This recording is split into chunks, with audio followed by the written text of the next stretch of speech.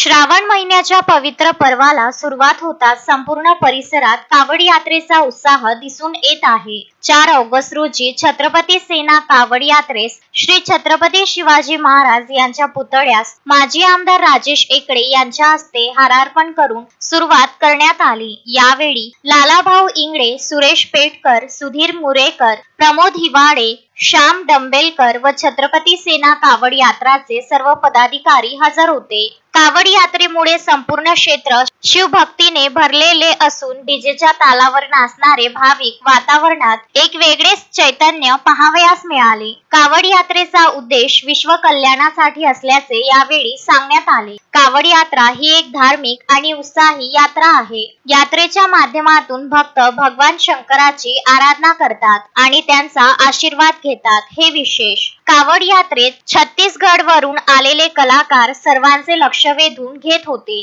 Purushottam Bhaturkar, Vidarbha news, Nandura.